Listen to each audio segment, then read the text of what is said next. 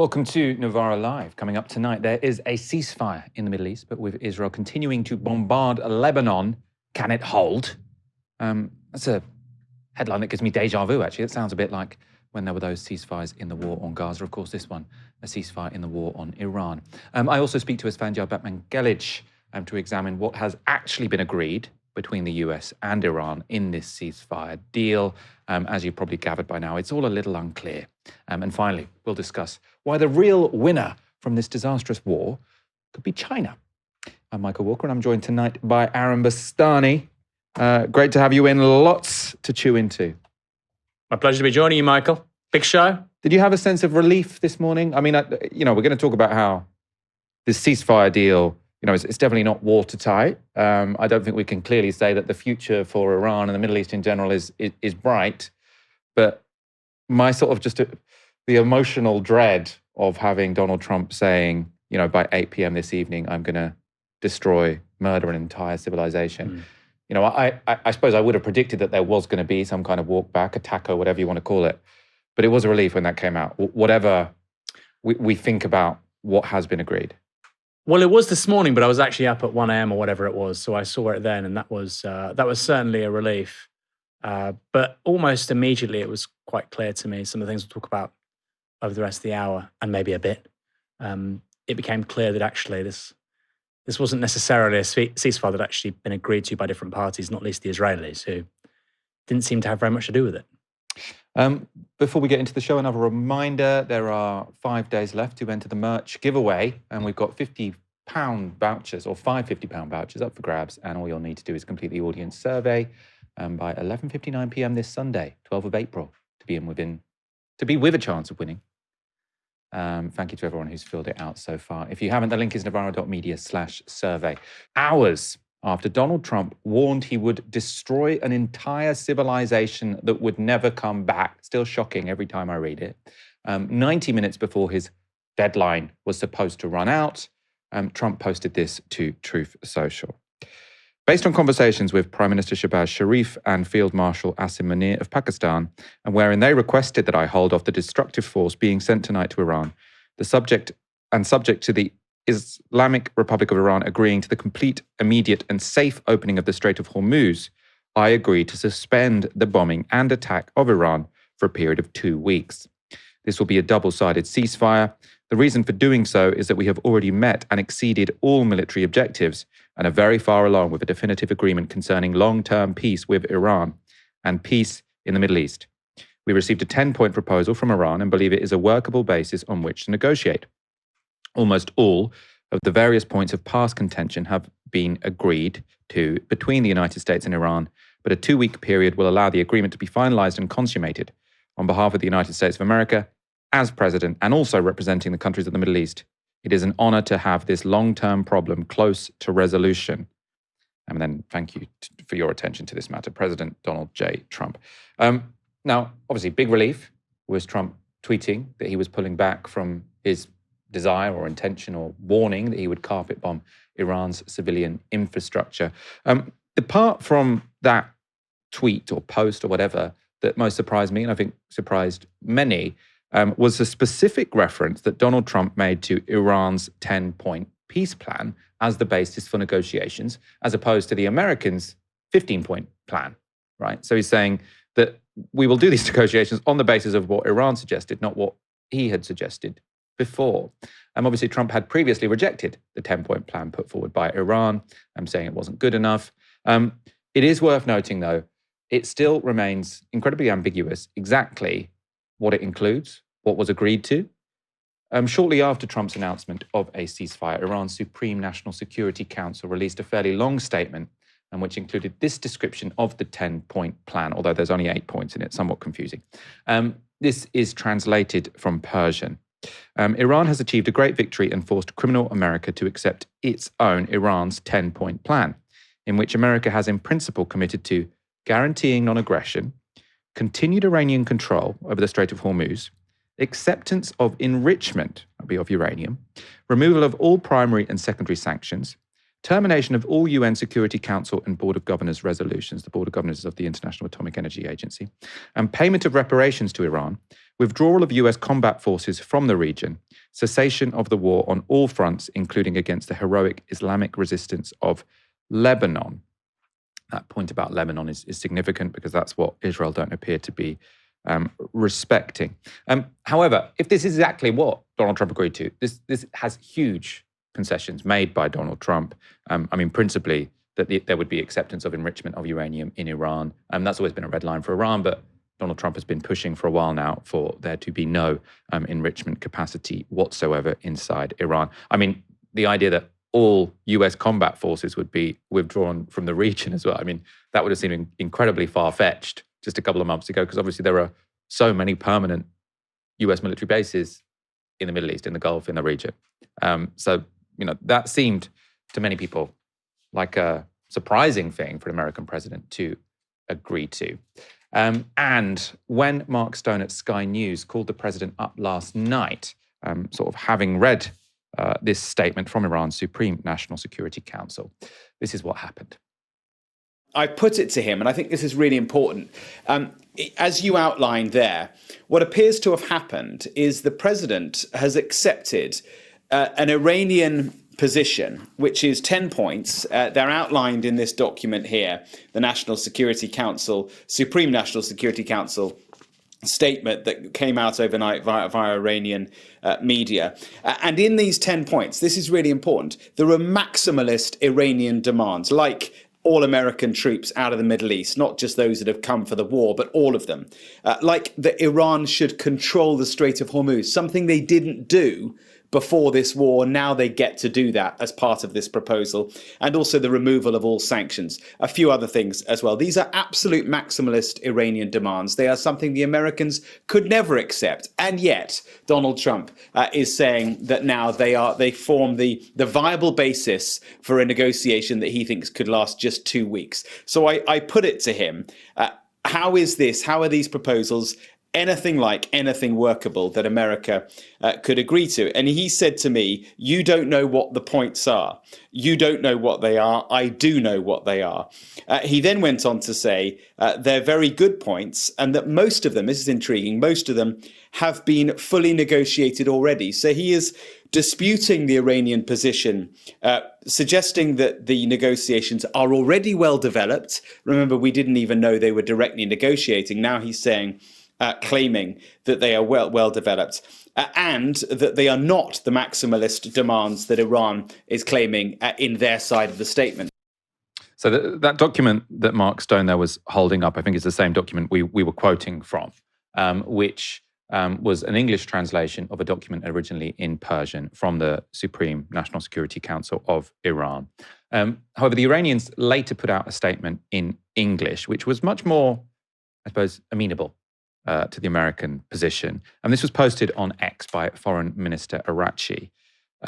So he said, on behalf of the Islamic Republic of Iran, I express gratitude and appreciation of my dear brothers. So this is sort of just saying thank you to the Pakistani negotiators.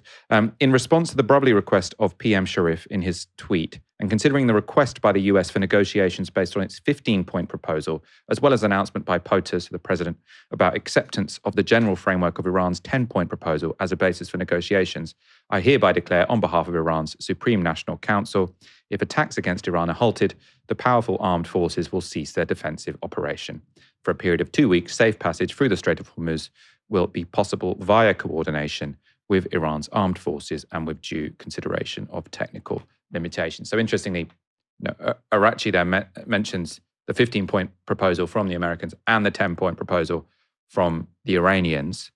Donald Trump preferred this statement to the one we read you earlier, because he shared this on Truth Social, and he's been telling people to ignore any other statements made. Just before we went live, he posted another one telling everyone, ignore all of this fake news. We'll read that to you in a moment.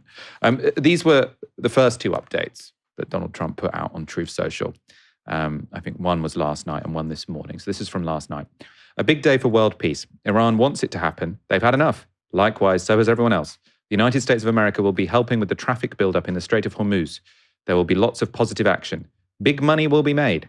Iran can start the reconstruction process. We'll be loading up with supplies of all kind and just hanging around in order to make sure that everything goes well. I feel confident that it will. Just like we're experiencing in the US, this could be a golden age of the Middle East. And then this morning, this morning's tweet had a bit more detail, actually, which contradicts what the Iranian side had said the day before. So Donald Trump says, the US will work closely with Iran, which we have determined has gone through what will be a very productive regime change. There will be no enrichment of uranium. And the US will, working with Iran, dig up and remove all the deeply buried B-2 bombers' nuclear dust. Now, that's a reference to last year when there were bombings by the Americans and the Israelis against by the Americans and Israelis against Iranian nuclear facilities. And he's saying now the nuclear, the enrichment's been turned to dust. He's saying it is now and has been under very exacting satellite surveillance, Space Force. Nothing has been touched from the date of attack. We are and will be taking tariff and sanctions relief with Iran. Many of the 15 points have already been agreed to. Thank you for your attention to this matter. Now, apparently, another update from today, Ghalibaf and JD Vance are meeting in Pakistan tomorrow. There's thought to be formal talks in Pakistan on Friday. Aaron, what's your interpretation of what the hell is going on here? If nothing was touched in terms of the country's supplies of enriched uranium, why on earth was there a war over the development of nuclear capability? So that's the first point. Secondly, many people have said that it was moved prior to those attacks of the 12-day war. Of course, we don't know that. Iran's nuclear program, this aspiration to be a threshold nuclear state, of course, was partly about maybe developing a deterrent at some point in the future, but it was also always about creating a bargaining chip. It was about creating leverage, because the principal demands of the Islamic Republic of Iran are fundamentally the end of sanctions, the end of economic isolation, reintegration of Iran into the regional and global economy. And they viewed the development of threshold nuclear status as a means of getting there. So this was always a chip. This was a chip they were always willing to give up. The idea that they wanted to develop nuclear weapons as quickly as possible so they could, carry out Holocaust Mark II against Israel was always stupid, obviously. They already have biological and chemical weapons. They already have ballistic missiles that can reach Israel. If they wanted to do that, they could do that. They don't. This was about leverage and, like I say, creating a chip or a token you could trade. It's a very rational policy. Of course, the way that media in the West generally tries to portray these governments and state actors is they're very irrational, but actually they're not. If you want to run a state and you do it for over 45 years, you tend to be quite rational. You tend to be quite calculating in terms of costs and benefits and how to do transactions to get what you want. In addition to that, Michael, the one that really stands out to me, and I think all of this is genuinely on the table, the end of sanctions, etc. I don't think it's going to happen, but I think these are all things that could be negotiated one way or another. Many of them were indeed negotiated with the JCPOA. The one that I find implausible is the withdrawal of US troops from West Asia, right? So let's just go through how many countries this is. Qatar, Kuwait, Oman, UAE, Bahrain, Saudi Arabia, Israel, Iraq, although that may already have happened, to be honest, Jordan, Djibouti, Syria. If the United States withdraws its military from all those countries, some of those countries will no longer exist. Bahrain will no longer exist, for instance. Bahrain only exists as it is presently comprised with the Al Khalifa family in charge, because when there have been uprisings, the Saudi army go in there to repress it.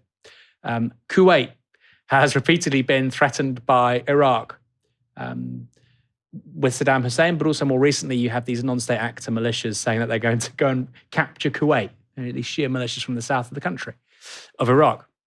So this idea that, you want peace in that part of the world, and by the way, I don't want American bases all around the world, and I don't want them in the Middle East, but the idea that you'll have peace by an immediate and rapid withdrawal of America from, maybe a dozen bases across all these countries, it would be very messy. You'd be looking at, and I'm not just saying this, because I'm half Iranian, I'm trying to be, big up my father's country. It would be a kind of Pax Persica.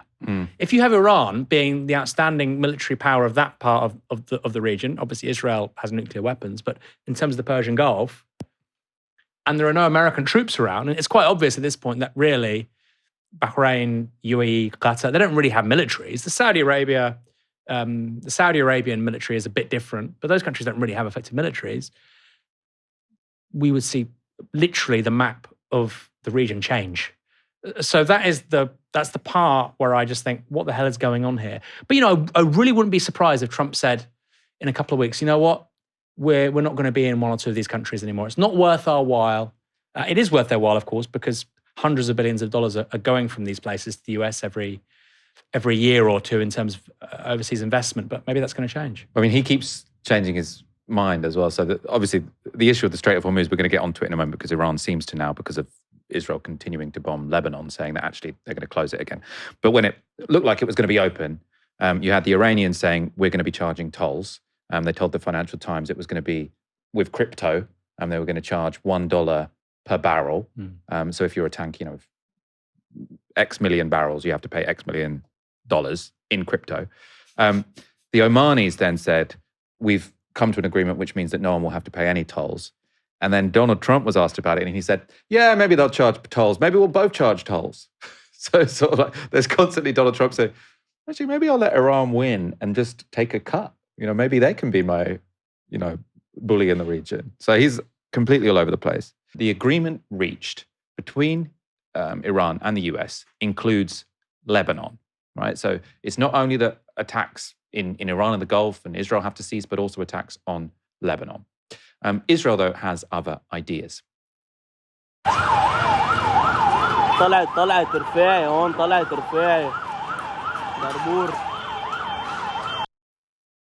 was a video circulating online in the aftermath of an Israeli airstrike in Beirut this morning. Israel has been intensely bombing Lebanon today. They've killed dozens of people. There were multiple airstrikes in Beirut, as well as attacks on the southern city of Tyre, where Israel has demanded all residents abandon their homes. That's a very Israeli thing to do, just tell a whole city to evacuate. There were also Israeli artillery attacks and airstrikes on areas around Lebanon's southern border. And one dawn airstrike, which landed near a hospital, is understood to have killed 4 people. Again, a very Israeli thing to do, bomb near a hospital. The intensity of the Israeli attacks suggests they are trying to blow up this deal. So it's being reported today, these are the most intense attacks on Lebanon since the start of this war. So to do that immediately after a ceasefire has been agreed, which purportedly includes Lebanon, I mean, that's provocative. Trying to blow up the deal is something which the former director of counter-terrorism has warned Israel might do. So Joe Kent resigned last month in protest at the Iran war. He posted this statement this morning. It's absolutely essential that we ensure that the Israelis do not sabotage this 2-week ceasefire or eventually the lasting peace that we're trying to achieve with the Iranians. We're on the cusp of being able to have the Strait of Hormuz reopened to hopefully start to get the world energy supply and commerce back online. The last thing we need is the Israelis doing what they have done in past negotiations and targeting the negotiators or taking a series of strikes that escalates the conflict. In order to ensure that we can restrain the Israelis, we actually have to start removing features of the military support that we give to them. We have to take away enough from them that they simply cannot go on the offense, that they're using all their military capabilities that we provide for them and that they have organically for the defense of their country and not for offensive operations inside of Iran. It's absolutely critical that we take this step and don't just take Israel's word for it, that they agree to this ceasefire simply because they have a very bad track record of adhering to these deals. We also have to keep in mind that Israel has a different strategic outcome than we do.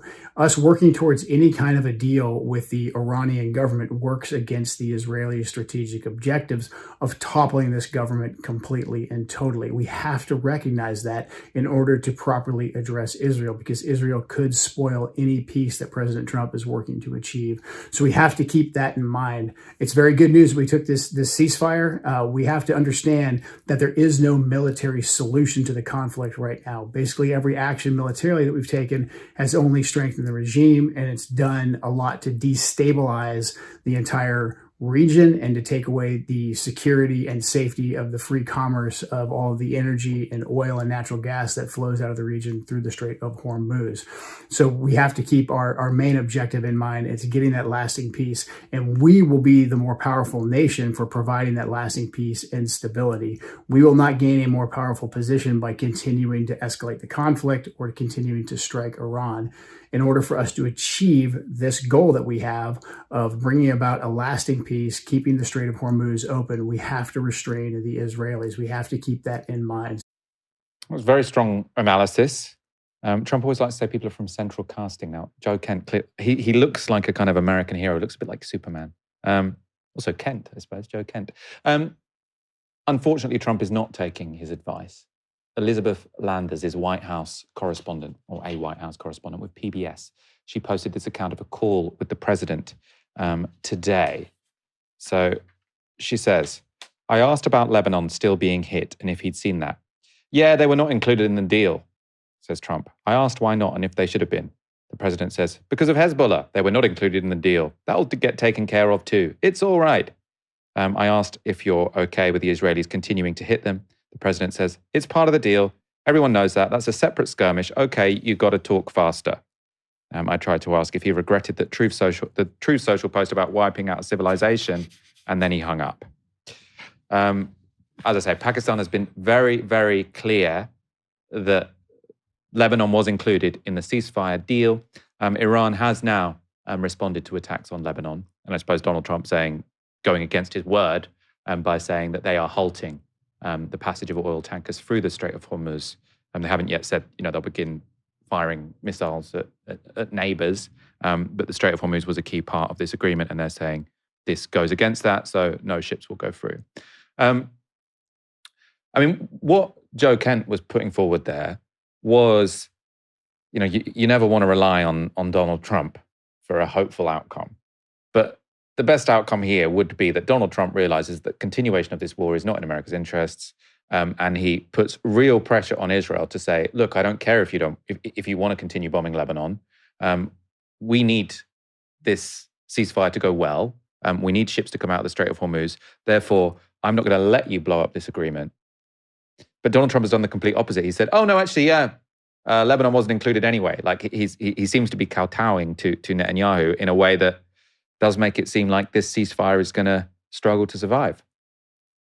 Well, there's one military unit here which explains all of this, and dare I say it's the Epstein Folder Brigade, because the kowtowing, as you called it, is extraordinary, and it seems to me not just the explanation for the whole war, the kowtowing to Israel and Netanyahu. This war, from an American perspective, never made any sense. It makes no sense. But to allow a ceasefire to disintegrate so quickly over a point which is clearly central to the ceasefire is absurd. And so you have to explain it. How do you explain it? I don't know how else you explain it by saying, well, the Israelis have something on this man. It can't be about his electoral coalition. The most steadfast, hardcore MAGA people are criticizing Israel. More people are critical of Israel now than they were several years ago. He would even gain Democrat voters at this point. That's implausible because he's been so ridiculous and warmongering in his behavior in recent months. But he would gain votes and support from across the political divide in his own country by standing up to Israel. I'm sure if he gave a set-piece speech now saying that for too long American presidents have given you guys a blank check, I'm not doing it anymore, AOC, Tucker Carlson, the whole gamut of American politics would say this is a good thing. The only way that America can stop this behavior by Israel is to stop giving them infinite money and by no longer signing these checks. But, we keep saying this, and yet that never seems to happen. Whoever's in charge, Republican or Democrat. We just got an update on this a couple of minutes ago. So the senior commander of Iran's Revolutionary Guard says the country is preparing to respond to Israel's attacks in Lebanon. And then this is a quote, an act of aggression against Hezbollah is an act of aggression against Iran. And that was Majid Musavi, commander of the Guard's Air Forces, in a post on X. He added that military forces are preparing to deliver a heavy response to the savage crimes of the regime. In a separate statement, the Revolutionary Guards urged the US to halt the attacks on Lebanon, warning that the elite force would otherwise respond. I'm reading that from an FT update. Can I say something quickly, Michael? The solution to all of this is Israel stops killing people. That's it. We can talk about geopolitics and costs and benefits, and nobody comes out of this, with having not done bad things. This can all stop. That was literally the plan. This all stops if Israel no longer kills people. There was even allegedly an attack on a funeral in Lebanon. So people have gone to a funeral where somebody has died. Israel has killed more people. That to me distills the psychotic behavior of this state. And I've said this a lot recently, actually, in the last couple of weeks. We really need to reconsider the state of Israel. This conversation about, do you think it has a right to exist? I don't think any country has a right to exist, actually. I don't think any country has a right to exist, but it certainly doesn't have a right to exist if it is permanently at war with its neighbors. And you might say, well, it's under siege from all these other countries. Okay, well, you're welcome to say that. Right now, it's stopping a ceasefire. It's stopping peace. As you've said, in the aftermath of a ceasefire, this is the most significant, heaviest series of attacks on Lebanon by the IDF. It's precisely to undermine a peace agreement and to undermine a ceasefire.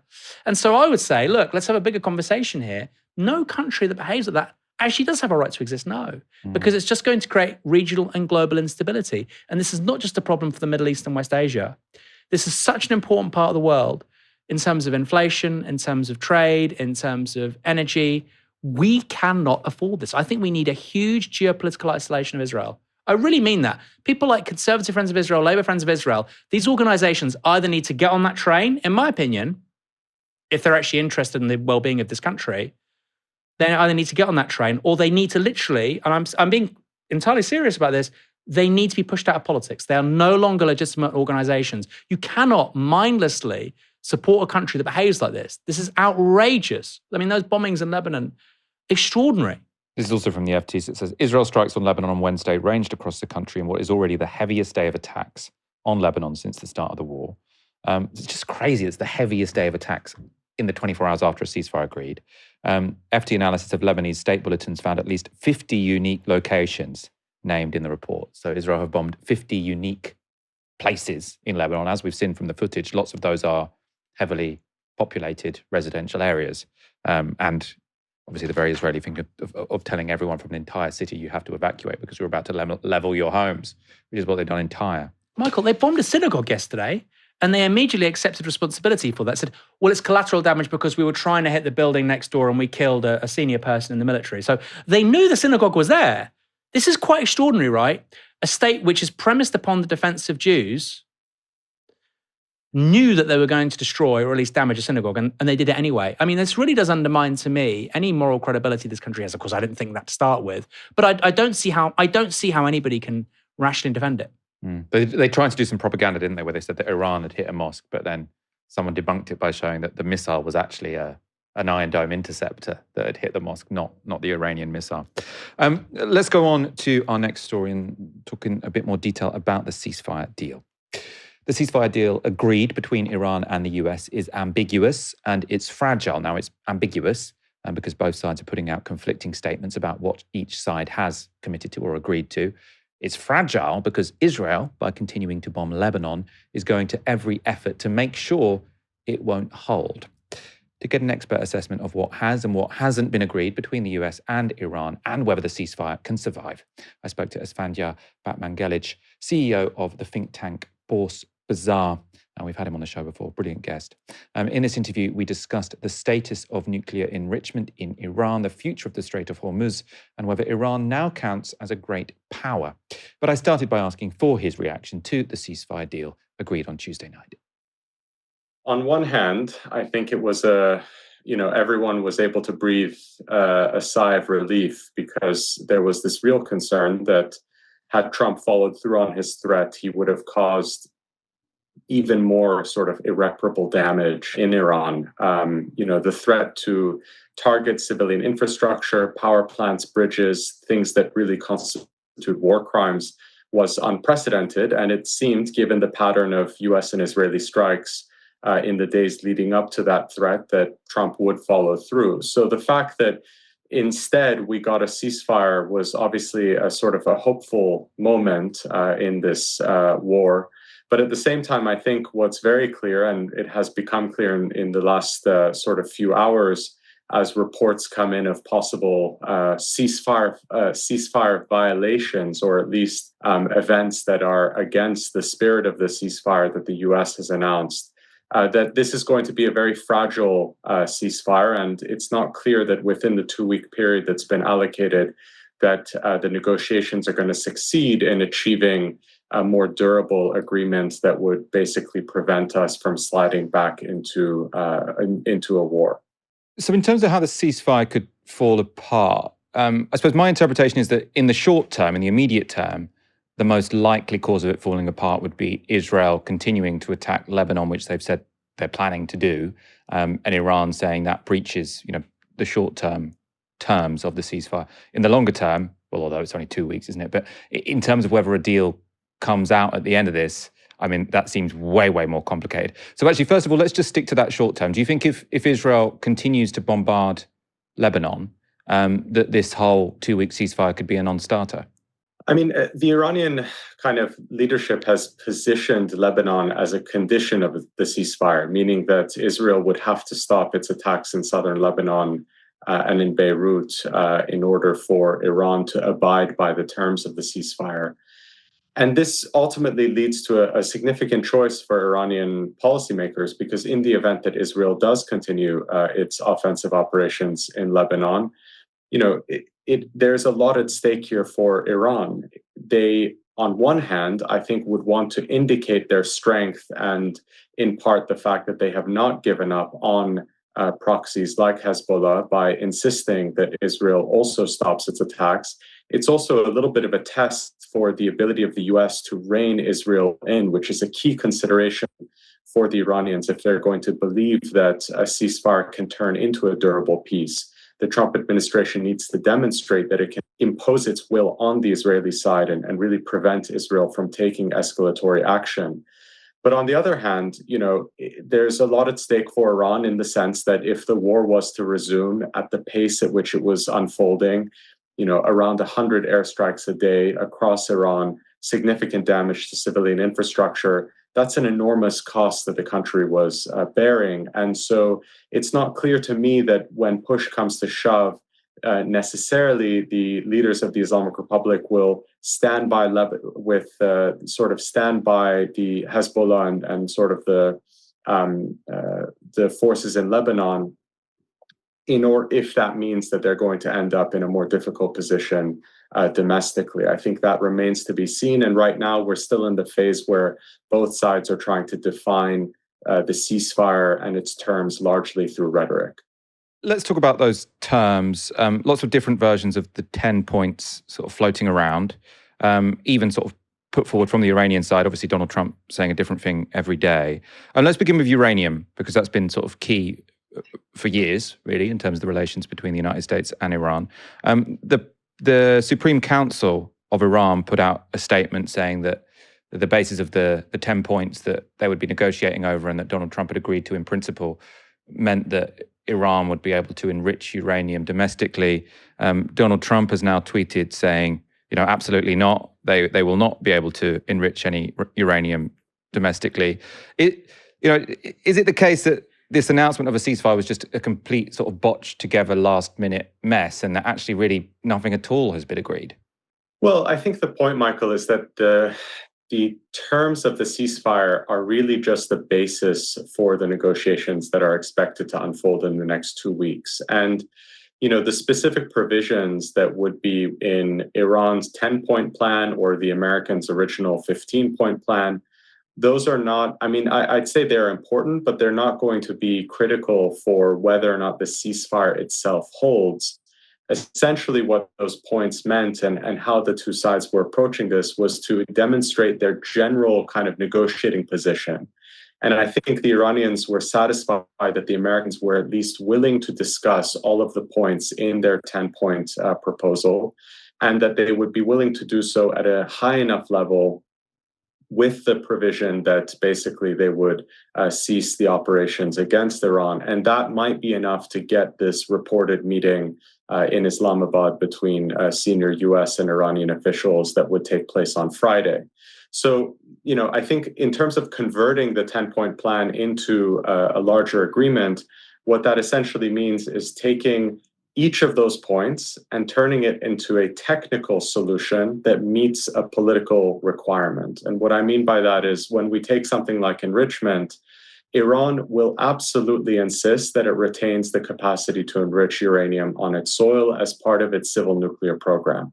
Now, there are ways that the US can provide a technical accommodation within an agreement where, for example, that enrichment is done maybe through an international consortium or in a very limited context around research purposes. And if those provisions can be designed in a way where both sides can kind of claim that they've gotten what they wanted out of the deal, then that means that, we have a basis for moving that into some kind of more substantive agreement.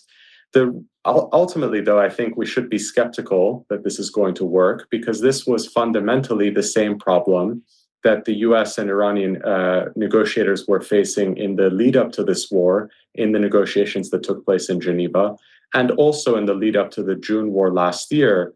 And we've seen that for various reasons, there is a kind of mismatch in mentality and in capability between the negotiating teams from Iran and the US. And it doesn't seem like anything about the new conditions is necessarily going to make it easier to get diplomacy over the line. If anything, the diplomacy has become even harder, because we're dealing with the aftermath of this war and the need to also account for the genuine security concerns of all of the countries in the Gulf, not least the continued aggression of Israel. Let's talk about the Strait of Hormuz. So the statement from Iran's Supreme Council, or National Security Council, said that Iran will retain control of the Strait of Hormuz. Many people are assuming, they're planning to charge a toll. I think the FT was saying maybe $1 a barrel that goes through, something like that. The Omani transport minister today said there had been an agreement that no tolls would be charged for ships going through the Strait of Hormuz. Donald Trump today told ABC that maybe he and Iran could jointly start charging a toll. Do you have any sense of what's actually going on here? So this is exactly kind of what I was just describing, is that, everything is actually still to be defined. Politically speaking, Iran is going to want to demonstrate that they have retained control over the strait as a sort of condition of the ceasefire, and that was something that the US had to concede to because it was, quote unquote, defeated in this conflict. In reality, that's not a sustainable proposition. I mean, Iran is not going to be able to unilaterally dictate the means by which international maritime trade can take place through the strait, because ultimately that's going to put it on a collision course, not just with the US, but also with the Gulf states. And we've seen very clear messaging. You mentioned Oman just now, that has been trying to mediate with Iran on this issue, that the Omanis, for example, don't want to see the status of the strait changed. Iran and Oman share the strait within their territorial waters. And at the same time, you have countries like the UAE, Saudi Arabia, Qatar, that likewise are not going to want to formalize Iranian control of the strait. I had a conversation with a senior Saudi official a couple of days ago on this, and it was made very clear to me that, the kingdom would never kind of accept some kind of model where Iran gets to charge a toll. There has, of course, been the reporting that that is what Iran is going to try and do in the intervening 2 weeks. But it's difficult for me to see that working in practice, because I think it's one of those things where if Iran tries to impose itself too much during the ceasefire around these kinds of provisions, it would threaten the understandings that are necessary to move beyond the ceasefire into a full agreement. So again, I think this is something that has to be defined. At a technical level, it's possible that some kind of arrangement would be created where maybe with the US blessing or the participation of the other states that border the Persian Gulf, some coordinated mechanism could be developed that charges what could be called a toll. Under international maritime law, you cannot charge vessels a toll for passing through water that is considered an international waterway, but you can charge vessels for services related to things like maritime safety. And so perhaps there's a way that something like that gets instituted, where Iran can claim that it has started to charge a toll, when in reality it's part of a broader regional arrangement. But again, these are all things that would need to be hammered out in the negotiations, and it's another example of that complexity of matching the technical provisions with the political requirements. Sort of continuing on the Strait of Hormuz as a topic, there are lots of commentators who are saying that the leverage that Iran has managed to build up for itself by closing the Strait of Hormuz shows that it is now essentially a great power, right? That this is an incredible amount of deterrence that it now has, because if anyone attacks Iran, they can close the Strait of Hormuz, and then suddenly the world's energy markets go completely haywire.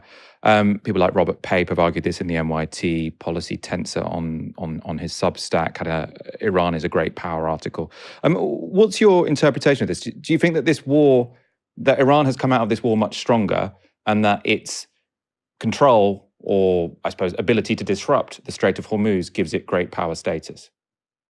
I think those arguments are largely overblown, and I think they give kind of too much credence to Iran's own presentation of how this war has played out.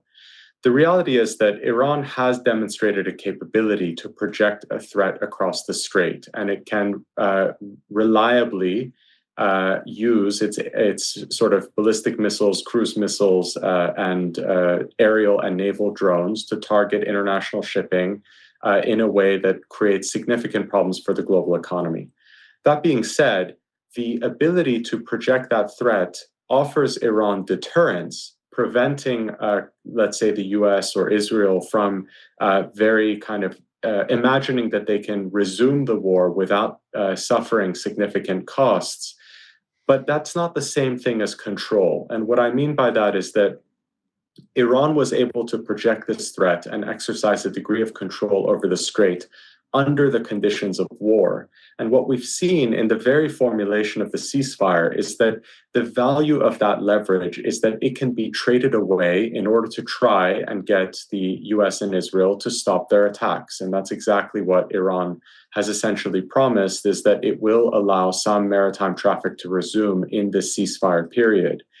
As I was explaining before, there's not really a way for Iran to unilaterally determine how maritime traffic is going to be moving through the strait, because they're only able to credibly target vessels while they're also being attacked on the other side. If we're in a ceasefire circumstance, international sort of shipping companies are going to understand that the act of targeting commercial shipping means Iran goes back into a war scenario, because that's something that is going to elicit a retaliation from the US and Israel.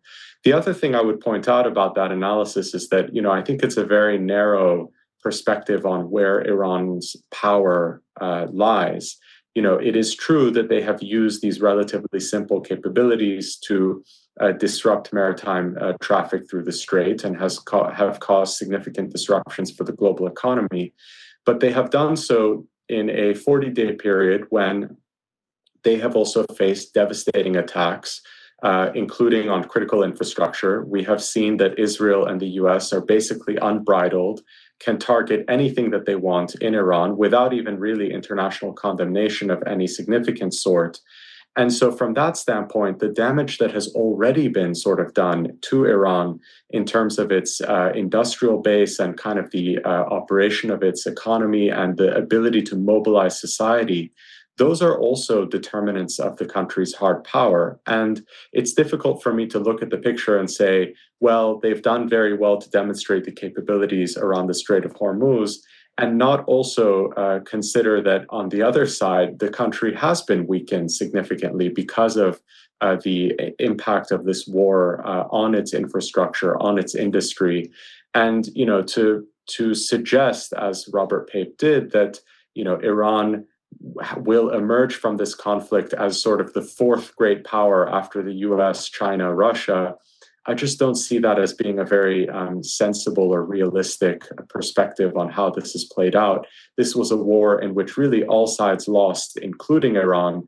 And the difficulty, or the period that we're in now, is a bunch of losers trying to define a victory for themselves to avoid facing a new round in this attritional conflict.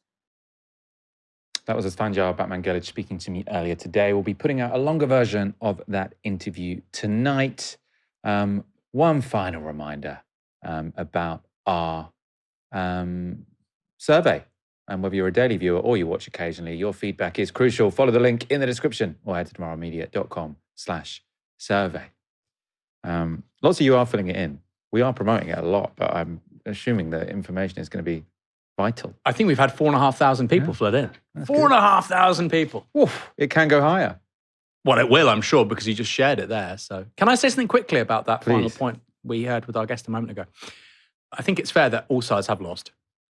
But I'd also add one more thing, Michael. This is the first time in centuries that Iran has fought a European or Atlantic adversary and not had the government changed or lost territory. That repeatedly happened with the Russians in the 19th century. It happened with the Brits, or been occupied. Happened with the Brits and the Russians in the early 20th century. You have Reza Shah, the grandfather of Reza Pahlavi, removed in 1941. So the fact that Iran has faced off to the US and Israel and none of those things have happened is a really big shift. And that will be a cause of national prestige domestically. So people can poo-poo that and say they're losers. And of course, they have lost. They've lost the biggest steelworks in the region, huge amounts of productive capacity, which will take decades to come back. But equally, they've achieved something which the Qajars couldn't achieve. They've achieved something which Reza Shah couldn't achieve. And he was very much, the Ataturk of that country, which is not nothing. It's quite a significant achievement. I think that's worth, from a historical perspective, pointing out. No, it's very interesting. And that lots of people didn't predict, right? Everyone thought, definitely the Iranians have surprised everyone by the success of their resistance to US and Israeli attacks and bombardment. And we sort of debated a little bit in the rest of that interview, sort of the role of the Strait of Hormuz, because obviously all the people sort of saying Iran is now a great power. They're saying because they control the Strait of Hormuz.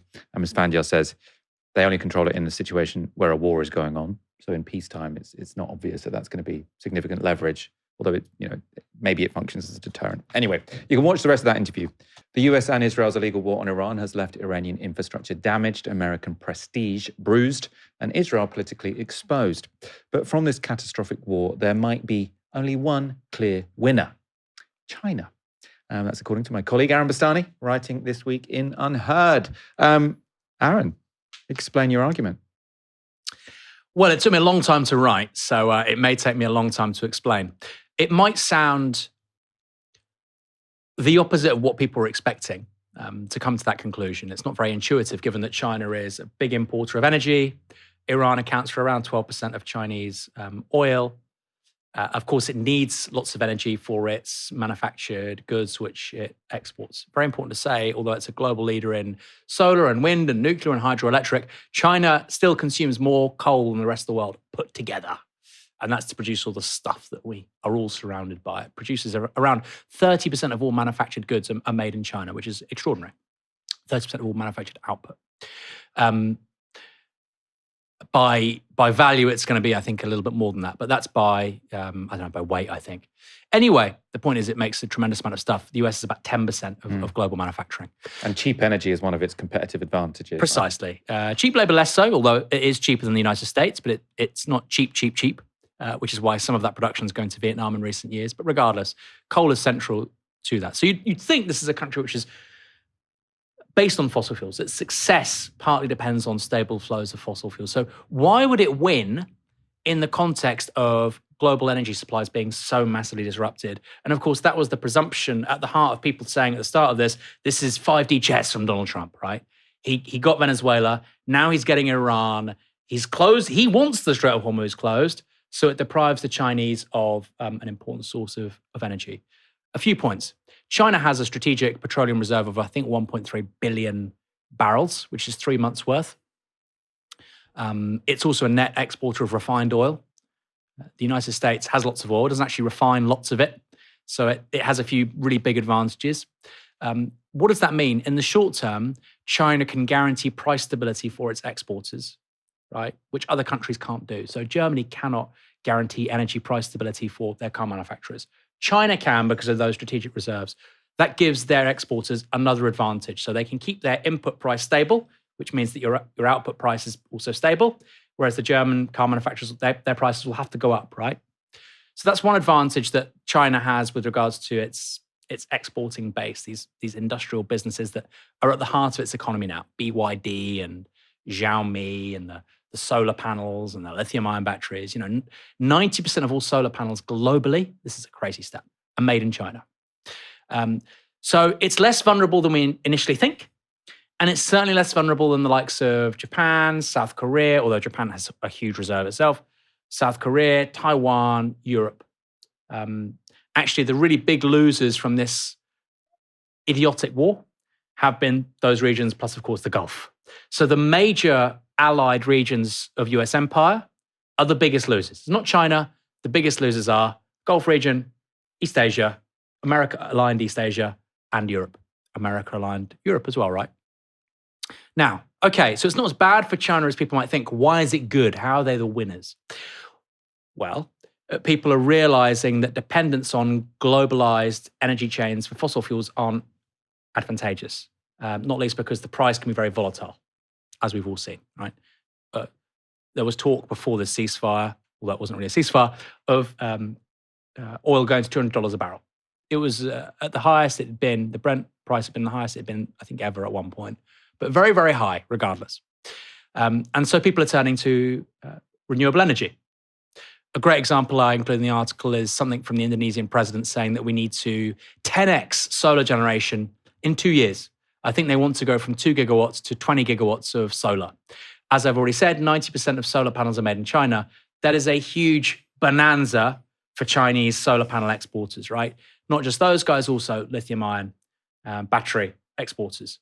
6 of the 10 biggest companies in the world that sell lithium-ion batteries are Chinese. The top 2, I think it's CATL and BYD, also the car company, are the 2 big battery manufacturers. You see the same in many countries. The South Korean president said something similar.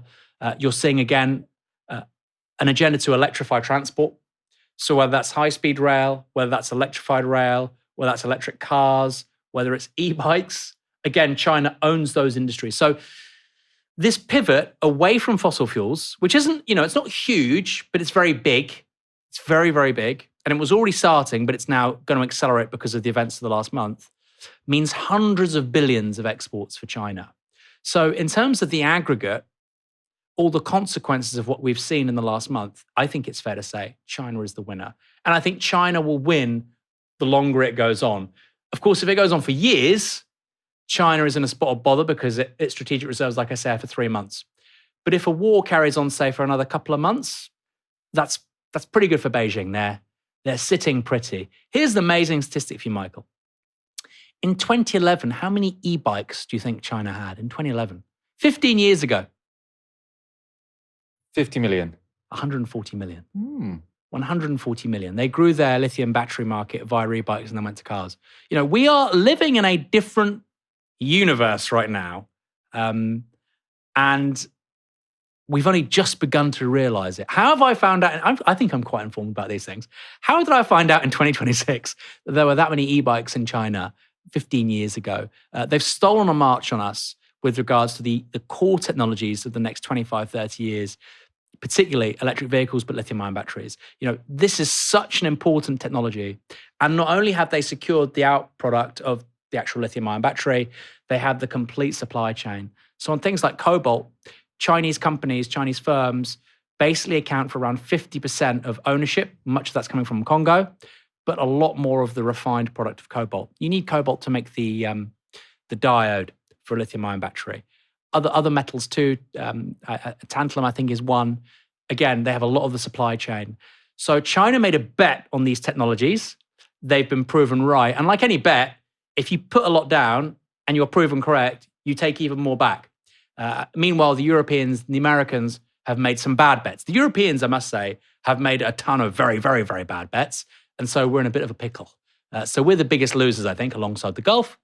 But it's China who are the big winners. So when I saw the title of your article, I was assuming it was going to be more sort of about politics and diplomacy, because I think many people are looking at it and saying, well, if America is losing its allies, and if America looks like it's lost prestige, then that sort of automatically increases China's relative political power, diplomatic prestige, because its main rival has done a whoopsie. Yeah. But you focus more on sort of the economics of it, the industrial power of China, and how this war is going to speed up the green transition, which China is the country which is most likely to benefit from. Do you think the industrial element is more important, even if the political diplomatic one is talked about more often?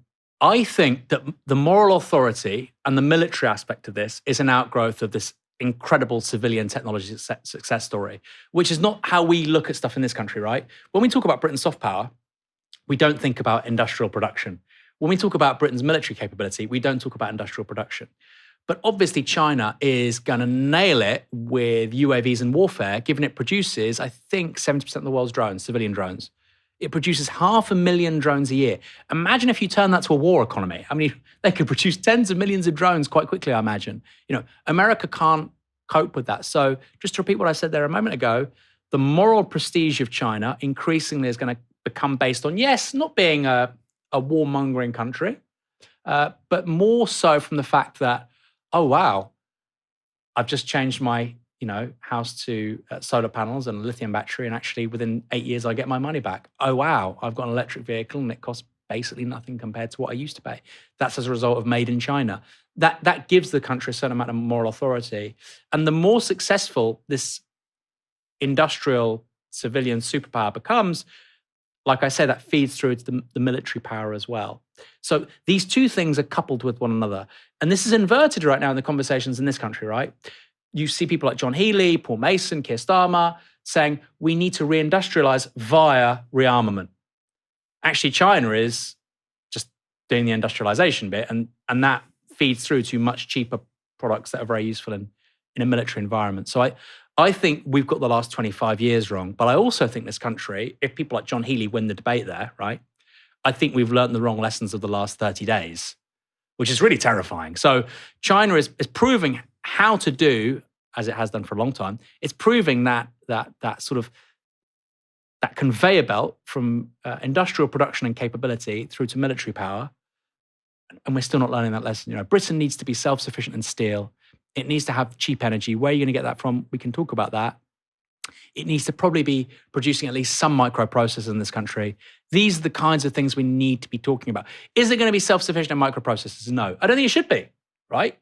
Should Britain be able to make 5% of its own microprocessor, needs? Should it be able to, at a bare, minimum, have enough microprocessors to help the MOD? Is it not probably? Is it not a bit all or nothing with? Because my understanding was that by microprocessors you're talking about chips, right? Integrated circuits. And my understanding with chips, the reason why Taiwan dominates the global market is because it's really goddamn difficult. And if you're good enough to build 5% of your own chips, you're probably going to be good enough to build 100%. So it's sort of like, do you really want to make 5% of your chips be a kind of shitty British version? Yeah. So the chips that TSMC make, the Taiwanese company, are these very, very cutting edge chips, the ones that you would see, for instance, in NVIDIA products. So NVIDIA designs the chip and then TSMC fabricate them. So does Samsung. I don't think Britain can or could make that stuff. A fab lab for these chips is about 20, 30 billion US dollars, right? There's a lot of money. Britain should be able to make less complex chips that go into things like EVs. We already do, by the way, actually. I think we should double down on that. The French make them as well.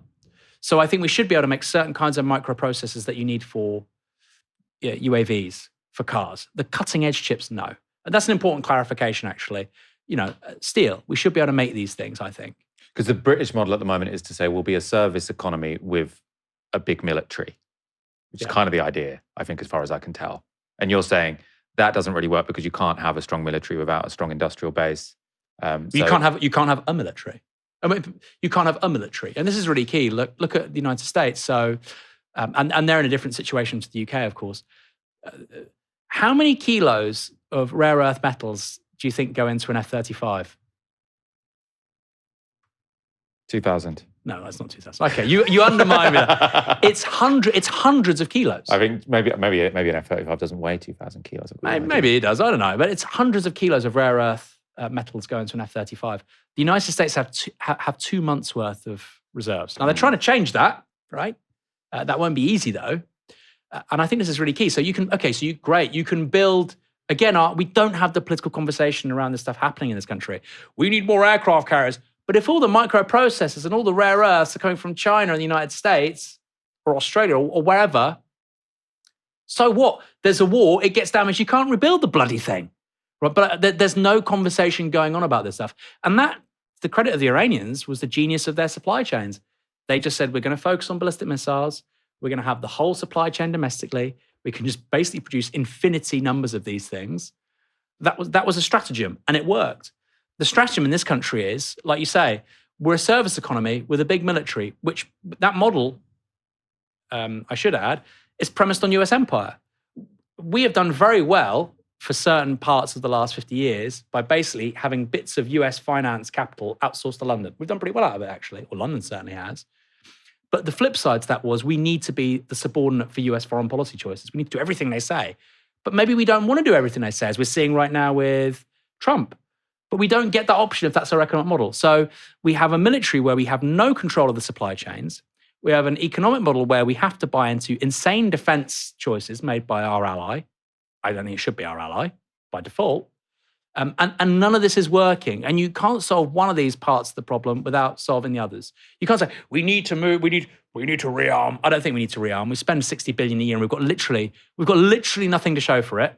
The French spend 10 billion euro a year less than we do. I think they have a much better military in terms of its outputs. And people are going to have these conversations. Maybe you want to save money. Maybe you want to spend less on defense, but you could get a lot more for what we're spending.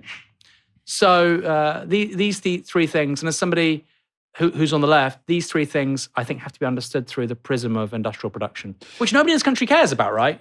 Everybody wants, Dragon's Den, a new widget for walking dogs or something. I mean, the argument that would potentially be made by someone who follows sort of Chinese political economy very closely is that they have, to have this fantastic industrial economy. Yes, they've had a much stronger state than we have here, which is a fairly sort of left-wing thing to want.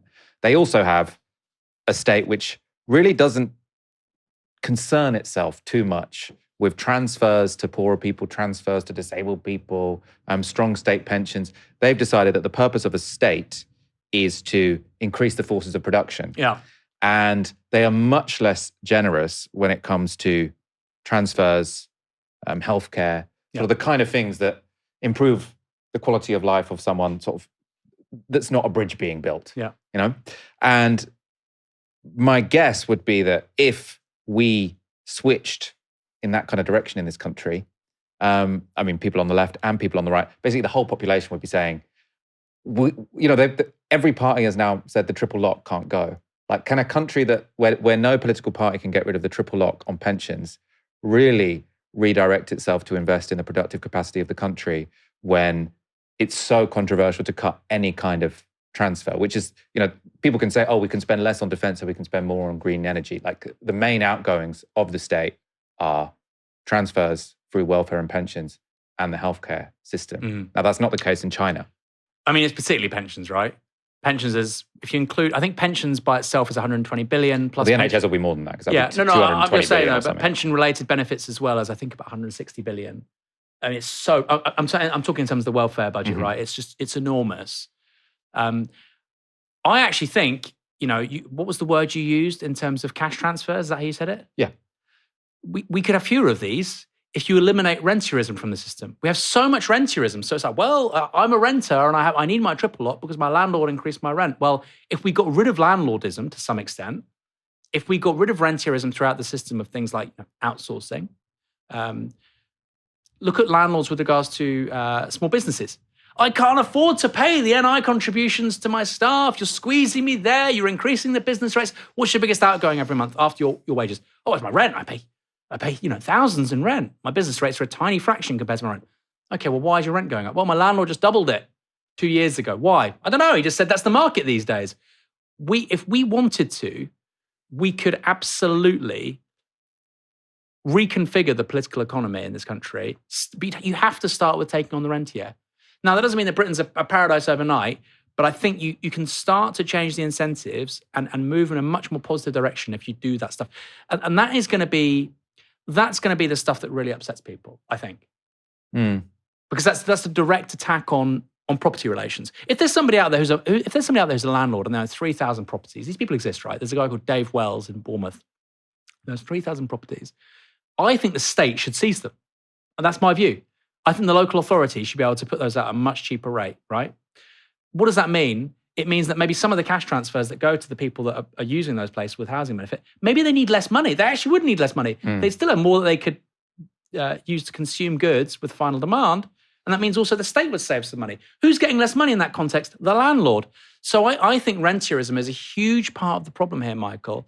You know this better than anybody. I think it's a big deal. I don't know if, obviously, the amount the state spends on housing benefit is crazy when they could be building social Well, housing. housing benefit's the most egregious example, right? But yeah, but it's not acute. I think the biggest chunks would exist even if you got rid of quite a lot of rentierism. I want to go back to China just before we finish this segment.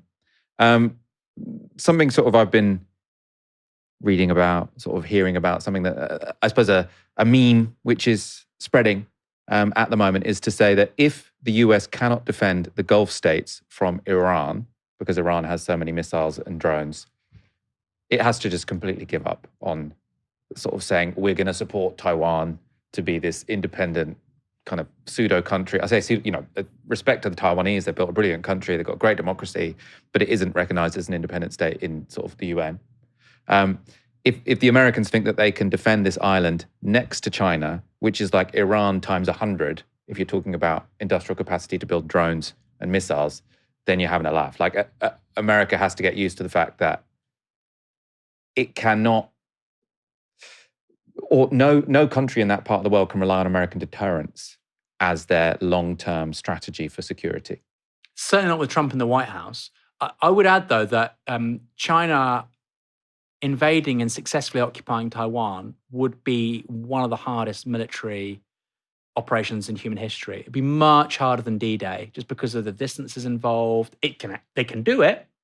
I think the concern for the Taiwanese, and this is why you've got one of the senior figures in the KMT going over to see the Chinese government, is that China can absolutely destroy Taiwan. It can destroy it, and then of course it can take it. That would probably be how you would sequence things. And like you say, Taiwan, they have a nice country. They have TSMC. They probably wouldn't mind having some kind of cooperation with regards to Chinese refined petrol. Okay, well, some kind of shared market for energy. That makes sense. So I think examining those kinds of things is very sensible. And I do think that the US has very little interest in projecting power to that part of the world. And there's a reason why Trump wanted TSMC to start building loads of fab labs in mainland America. Friendshoring was one part of it. So they wanted more production to be made in allies of the US. But actually, in the case of Taiwan, they weren't friendshoring anything. They were reshoring production. So I think Taiwan's a good example. But I also just think that, Michael, the Gulf is the crucible of all of this because a lot of these countries aren't real countries. I keep on saying this and people think I'm being mean, but a lot of these countries are the result of Sykes-Picot and they never actually had any say in terms of their borders or who governs them. And a great example of this is with Bahrain, which is not to do with Sykes-Picot, but the caliphs that rule Bahrain, I don't see how anybody seriously can view them as legitimate leaders of that country. And so I think the collapse of US hegemony, particularly in that part of the world, is going to have huge consequences. Huge. And as we said at the top of the show, this demand from the Iranians that the US leave West Asia. If you want to talk about complicating global supply chains and accelerating the adoption of green technologies, that would be it. Let's wrap up. I'm going to be away for 3 weeks. I'm going to Ireland for a wedding, and then I'm going to China for 2 weeks. I'm going to see lots of BYDs. You excited? Learn about how they do it. Very excited. Very much so. I'll be back in 3 weeks. You'll be in very safe hands while I'm gone. Aaron Bastani, thank you for joining me this evening. My pleasure, Michael. Great show. Thank you guys for watching. We'll be back tomorrow for another live stream from 6 p.m. For now, you've been watching Novara Media. Good night.